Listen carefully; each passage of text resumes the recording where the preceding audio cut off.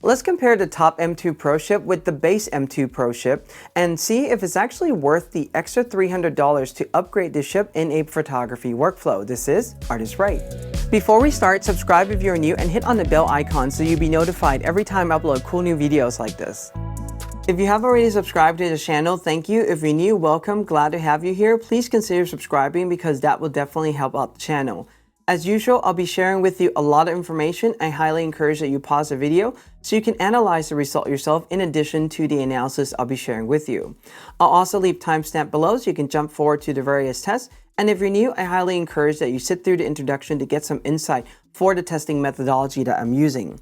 And if you're finding this video helpful, I'll leave a link to my tip jar below, and also you can choose to use YouTube Super Thanks as well. I greatly appreciate this. Any funding that you contribute will help support the channel and go into a saving fund to purchase future hardwares to run testing on this channel.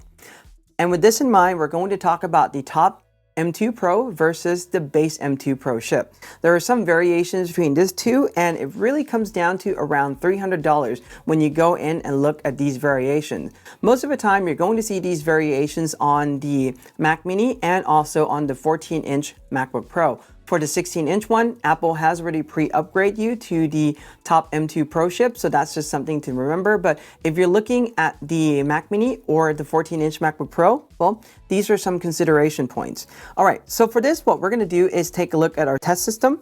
We have two stock systems that we're going to use. One of them is 16 and one of them is 14. There may be some thermal differences between these two, but in essence, the variation of these are going to be fairly minor and is going to give us a pretty good idea whether we want to go in and upgrade these systems or not. And with this in mind, I'll also be adding a few reference systems for us to compare as well. For example, I'll add in the Mac Mini with the base M2 Pro. And when I say base or top, I'm really just referring to the SoC, the silicon itself. I'm not really referring to the configuration that Apple has already stocked and pre-configured for you. So just as something to keep in mind. We'll also be including the result from the 16-inch MacBook Pro. This is the top M1 Pro chip. Amazingly enough, between these three machines, you can see that they contain the same amount of CPU and GPU. So we're going to see some variations here that's going to show up. The other thing too is that on the Mac Mini, I upgraded 32 gigabytes of memory. And no, this does not null and void all these testing I'm doing or make it useless in any way at all. It just gives us an insight into a different performance metrics on the machine itself. And I'll also include the result from the Mac Studio as well. This is a stock configuration with the M1 Ultra chip.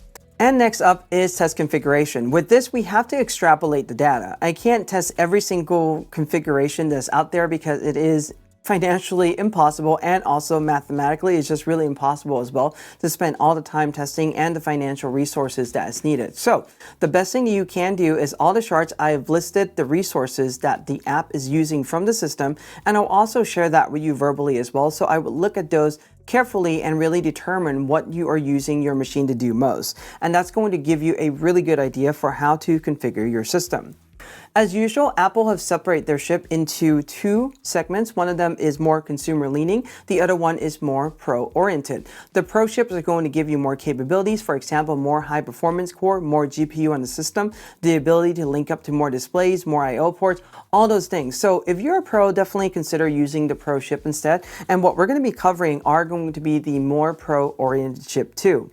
And with this in mind, I'll be approaching this from a pro photographer perspective. That is what I do. And I also do some light video work, so I will include the video's result in here too. All the testing you're going to see, the results are going to be from a single app. And what I really want to do, and the reason why I'm testing this way, is because I want to see how the silicon is performing one generation to the next and from one machine to the next. So realistically, what I want to know is how much faster they're going to perform. Some have commented on the video saying that this is an invalid test because it doesn't include multitasking. What it really comes down to at the end of the day, if you multitask, is to configure your system with more resources. Not necessarily for speed by upgrading the chip, but more RAM in the system, because as you launch more apps, the RAMs are going to get used up on your system. So those are the things to consider. SSD, the one component that you can technically expand once you have configured your computer system with an external hard drive, SSD, a NAS, or a DAS that you can link up to the system. My recommendation is to configure this based on the size and the capacity that you are going to use today and also into the future. Don't go and upgrade a SSD because you want to gain the higher read and write speed, because if you can't really use that, you're not going to gain that much from it at all. And in all these intensive testing that I am going to do, there's really only one task that shows any variation in SSD speed, and the variation is still minimal at best. And I'll share that with you when we get to that slide. But you can see right now in these M2 Pro generations, the 512 chip is not running as fast as, for instance, what has been in the M1 chip. So there's a lot of controversies around here, but I'm going to leave it at that and just show you with real world result how this is really not going to change that much what you do. And if you really want to find out how fast of an SSD you really need, and if you're going to gain any benefit at all by upgrading to a much faster SSD, I'll leave a link to this video that I made in the description below. The TLDR version is that you're not going to gain that much of a real world difference on the day-to-day use when you're image editing or even when you're doing your video workflow. So I can tell you that much. When it comes to RAM, this is the component that you cannot upgrade.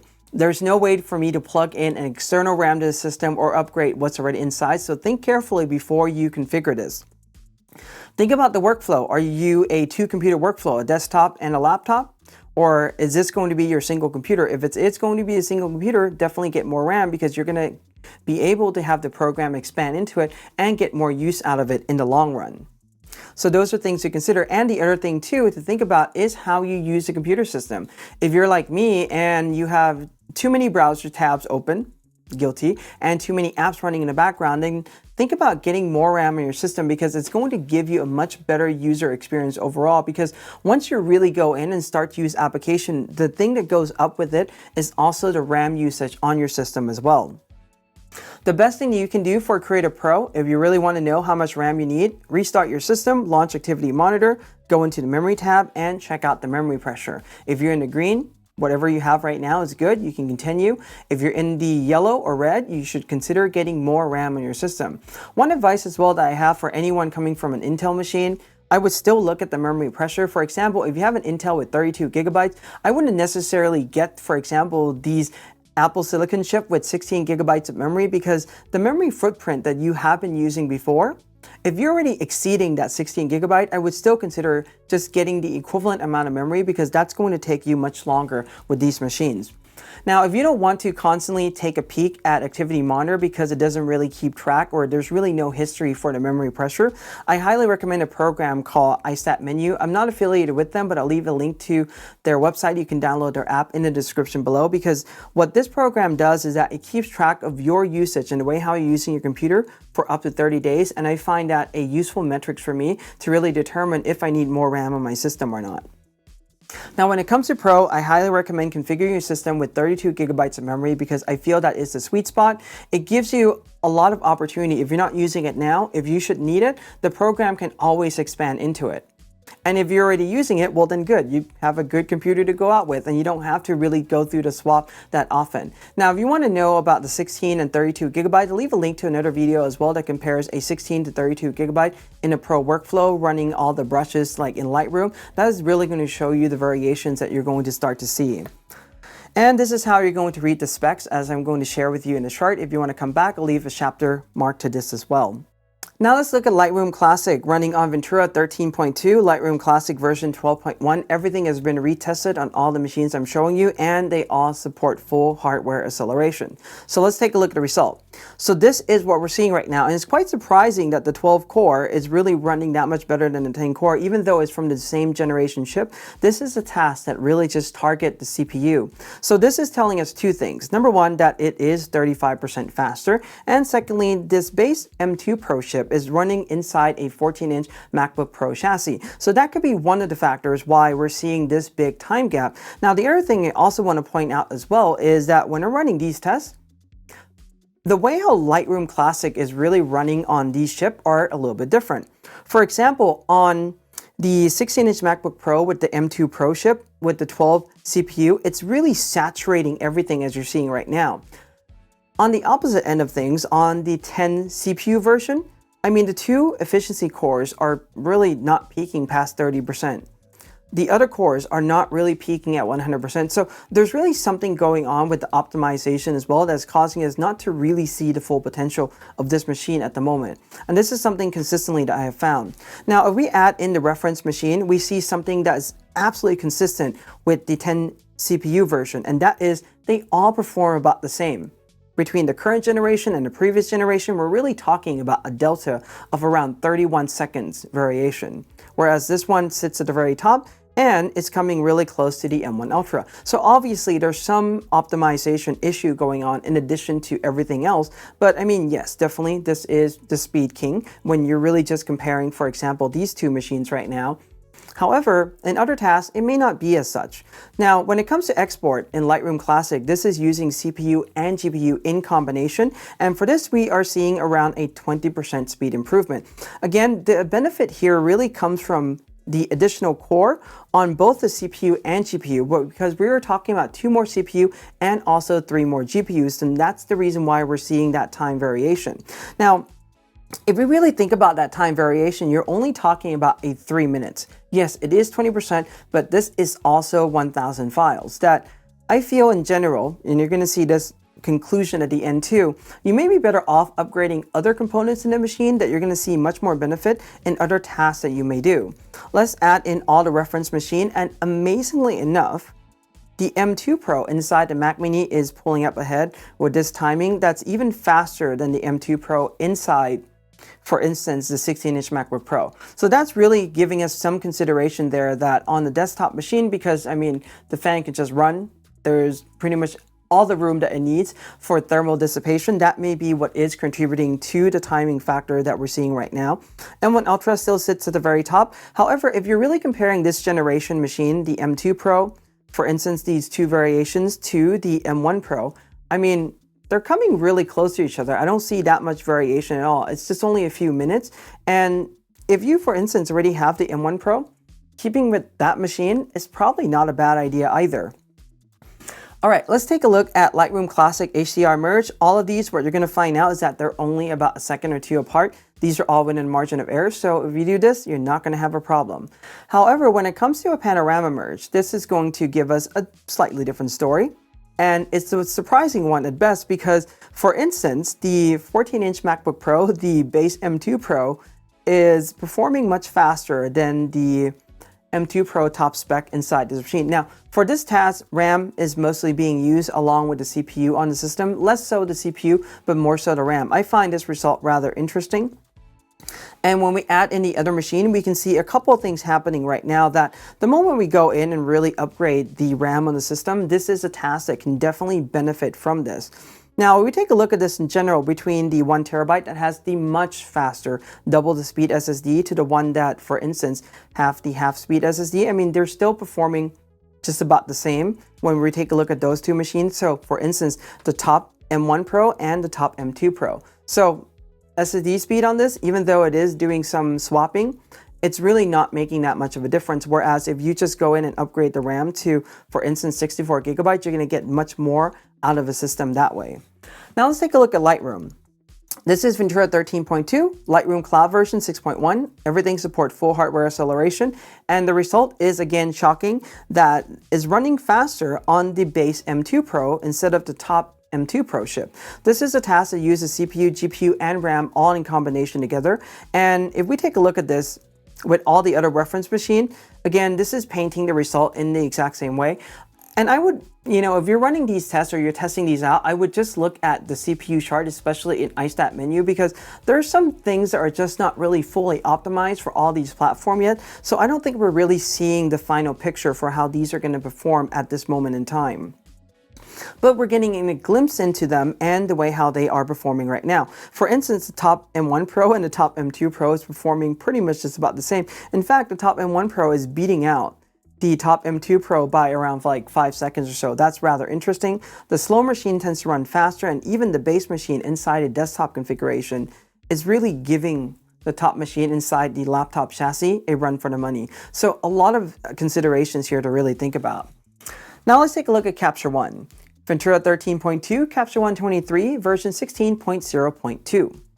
When we compare this task, yes, having more CPU on the system is definitely helping. This attributes to around a 9% increase, and it's close to around a 2-minute time to render preview. Now, if this is important to you, I mean, you can definitely consider upgrade, but I think that this margin is getting smaller and smaller. When we compare this to the other machine, we can see clearly that CaptureOne does not scale well at all. For example, throw in a lot of resources on the CPU department, double those, and we're still not getting the time that really scales down appropriately. It should be half, but it's not. So this gives us an idea, and the way how the 10-core system are clustering together, they're pretty much performing just about the same. In fact, the previous generation is beating out the base M2 Pro inside even the Mac Mini. That's supposed to be like the faster one in the previous test. We're starting to see now that not all machines are equal in all the tasks, and we also are dependent on software to really go in and utilize the system fully as well. So it's a multi-pronged thing that we're really looking at right now.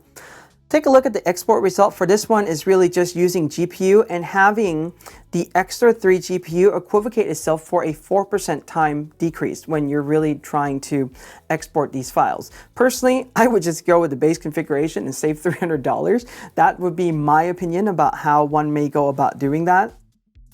And if we take a look at this in reference to the other machine, yes, the Ultra is still the fastest, but it's only literally by under 4 minutes faster than the top M2 Pro. So those are just some of the things to consider right there. And I'll say that even though the M1 Pro is lagging behind a little bit with the 16-core GPU, I mean, it's still holding on its own just fine. You're talking about a 5-minute longer export time versus buying an entire new computer to upgrade the chip. So I'm also adding that annotation in as well on these reference machine to give us some perspective on this. And let's now take a look at the result from Photoshop. For this, I am using Digital Lloyd Test from Lloyd Chamber. I'll leave a link to his website in the description below. I am running 3 of his tests in these benchmark to give us an idea for how the machine performed. Let's first start with Photoshop speed. Even though we see the charts are not lining up right now, we're only talking about milliseconds apart, and without computer to time this, to us human, I mean, timing is going to be just about the same. So speed, there's no issue whatsoever in any of these machines. And now let's take a look at Photoshop Medium. This is a 15.7 gigabyte file. This is almost filling up the 16 gigabyte RAM on the system already. So I've done this test with 2 different memory configuration. One of them is giving Photoshop 70%. So that means that there are definitely going to be swaps that are happening in this particular group of tests, whereas at 90%, there'll be less of a swap happening because we are now allocating more RAM that Photoshop can go in and just use on the system. So when we allocate this to 70%, we start to see that yes, there is some slight speed decrease because it has to swap to the SSD. However, if you could just really go in and you want to get the fast performing system, and this is giving you some perspectives right now. Going with the 32 gigabyte, I mean, you're really cutting down the time by quite a bit. And even though you may have a faster SSD, for example, this 1 terabyte with 16 gigabyte is really running at close to around 6,000 megabytes per second or 6 gigabyte per second. We're really talking about a time difference of around 3 seconds on a faster SSD versus really going in and upgrading 32 gigabytes, you're really having a time decrease that it's in the magnitude of 4 or 5 times. So these are some of the things to really think about and put into perspective when we're really looking at an SSD from the speed standpoint alone, that you're going to get much more from upgrading the RAM in the system. You're already seeing that now. In the next chart, it will tell you the same story, and in the last test I'm going to show you, it's also going to paint the same story as well. Bump this up to 90% and well, the speed does decrease on all of these. And amazingly enough, this top M2 Pro machine is actually running slightly faster than, for example, the top M1 Pro machine with a much faster SSD because, well, it's not really relying so much on the SSD anymore. It's just really using the RAM that is available in the system. So the time variation between these 3, I mean, we're really not talking about that much at all, 1 or 2 seconds. Now, again, to get the most performance increase, I would go with 32 gigabyte because you really see the timing right there gets cut by quite a bit. Interestingly enough, the 64, when it comes to these file size, doesn't really mean much. It's performing just about the same as a 32 gigabyte because it's not really that large of a file and is really just using a quarter of the 64 gigabyte. This was available to the system before anyway in the 70% at full capacity. So at 90%, it's just the same availability. Now let's take a look at the Photoshop huge 56 gigabyte. Now I know some of you work with these files, not everyone does. Let's also keep an open mind when we're looking at this, but this is really telling us a lot of things. So first of all, Does the faster SSD inside the 1 terabyte makes a difference? Yes, but we're really only talking about a minute time variation between this machine and these two. So you really have to ask yourself if this is something that you're doing day in, day out.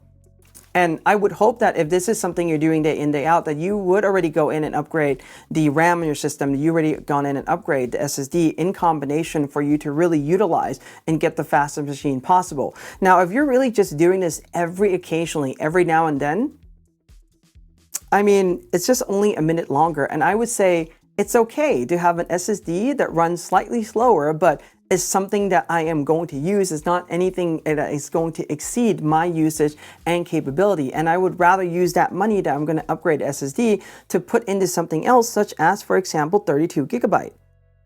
So even a 32 gigabyte, for instance, inside this Mac Mini with a slow 512 SSD that everyone has been complaining about, we're still getting a performance that's actually much faster than a faster SSD at 16 gigabyte. This also tells you that, guess what? It's better to upgrade the RAM on the system than to upgrade the SSD to get a higher speed. You're not getting more performance by upgrading SSD versus upgrading RAM. And this chart tells you what it is. It's around 30 seconds faster.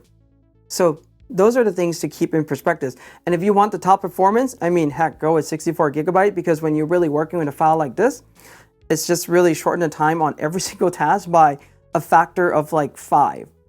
And to me, that's worth it. If that's something that I do day in, day out, 64 gigabyte, it's definitely worth it. Now, another thing I also want to point out as well is that this 56 gigabyte is taking up close to 4 times the size of the capacity of the RAM that is available in the system. So I hope this gives us some perspectives and also clear up some anxiety we may have as well from any conversation that many of them has been having out there about, SSD speed. This is really going to affect performance. Out of all the testing that I've done, this is probably the only chart that really shows you that SSD is affecting performance. But even at this, it's really just marginal at best. So let's keep that in perspective as well. All right, let's take a look at Final Cut encoder and decoder engine. So with this in mind, we're going to take a look. Now, I always recommend, if you are a video pro, just get, for example, the Ultra or the Max, because it has double the encoder decoder engine, or technically it has more than the Pro. The Ultra technically has 4 times the Pro, and that's the reason why we're seeing like the timing, it cuts in half. So it's definitely going to help you when you're trying to encode your file H.264. HEVC is the same story. So if you're a video pro, definitely consider getting the Max or the Ultra. When it comes to ProRes 422, they're close to about the same because Apple has built in a dedicated encoder and decoder specifically for ProRes into these machines, and they're performing just about the same. So let's do our analysis of these computer systems and the result that we have seen so far. Main question is, should you upgrade and spend the extra $300 to bump the chip up? I would say that if you really want to do it, for example, for the 14-inch MacBook Pro or for the Mac Mini, you can certainly choose to do that. So here are my recommendations if you're going to upgrade your machine anyway. Rather than spending the extra $300 to upgrade the chip for a few extra core CPU and GPU, what I would do is add $100 and combine this upgrade price together, so now you have $400, and use this funding to upgrade to a 32 gigabytes of memory. As you already seen in my test, when you really bump or double the memory from 16 to 32, the timing for many of the tasks that requires memory start to really decrease significantly. So if you want the best performance possible, this is what I would recommend. The other thing too is that these are single application tests. Think about this for a second. When you start to run multiple applications at the same time, or having them open, having more RAM in your system is definitely going to help maintain that speed that you really want from the system rather than slowing down because you have to swap to an SSD. Now, to a lesser extent, if you want to spend maybe $100 less, you can consider upgrading to a 1 terabyte SSD. As you've seen in many of my tests, that you're going to get some speed gain going from a 512 to a 1 terabyte, but it's not quite as significant as upgrading the RAM in the system. And these are the balances that you really need to think about. The paradigm of computing that we're used to with upgrading RAM first, because RAM is something that a system can use readily right away at a high speed, still applies today as it has been for the past few decades of computing.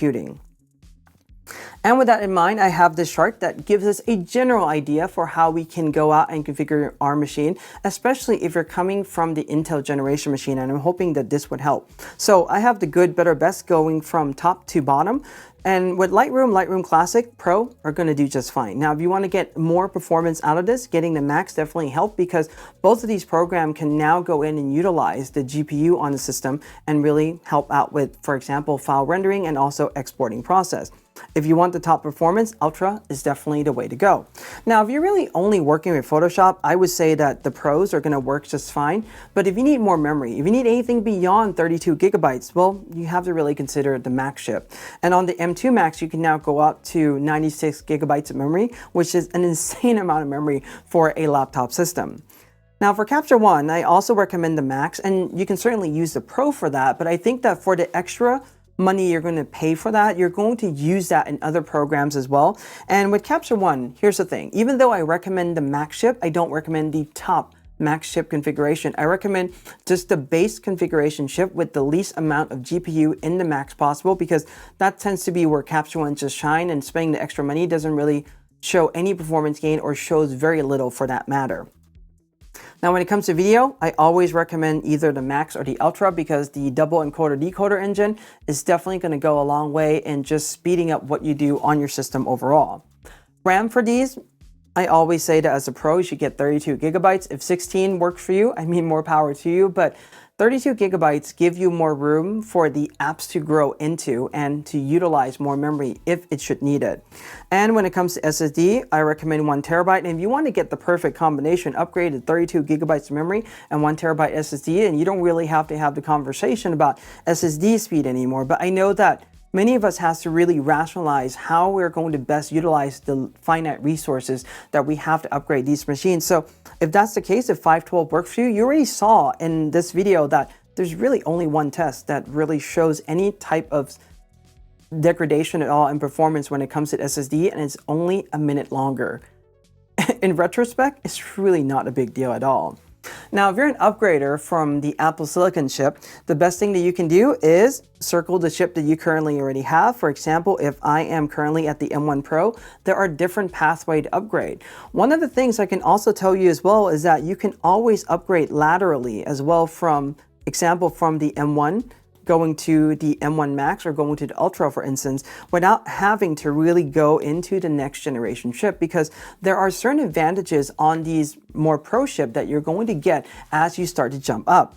And if you have the M2, I would argue that, hey, you know what? If you just need more GPU and you're okay with the speed and everything like that, getting an M1 Max system that is really on a discount right now because, you know, it's discontinued, you can get on the refurbished site, and having more CPU on the system in general and more GPU is definitely going to help in certain tasks. So really think about what you do, and there's so many different upgrade paths. Now, the other thing I also want to point out as well is that at this point in time, M1 Ultra still reigns supreme. So even the M2 Max will still bow down for the most part to the M1 Ultra at this point in time. So there are so many different upgrade paths if you want to do that. Now, the best thing I can tell you though, that if you're really considering upgrading your current M1 right now, really have a good justification in doing so. So either because you need more performance out of the machine, just flat out more performance, you need to get more memory or a larger SSD in the system. So if you have one of those justifications, I think it makes perfect sense. If you don't, then if your current machine works, then I don't really see a point of really going in to upgrade for this generation machine, because the performance gain overall that we're getting, it's good, don't get me wrong, but I don't think it's quite significant for us to really go in and spend that type of money on a brand new machine again. So that's just my personal perspectives on this. So when it comes to all these things, I have mentioned this in numerous videos already, that we have to really configure our computer system based on the workflow and what we do most on the machine, and have everything else just be secondary. For example, if you just only work with large files every now and then configure your files, or configure your machine rather, so that it works well in Lightroom Classic, if that's what you do. If you do video, then get the Max one, for instance. So these are just some of the consideration points, and I hope that this video helps guide your decision in configuring these machines, especially if you're lost out there and you're really trying to figure out what's going to be the best configuration for me. So anyway, if you have any questions or comments, please leave them below. Give this a like, subscribe, and hit on the bell if you're new, and in Art we trust.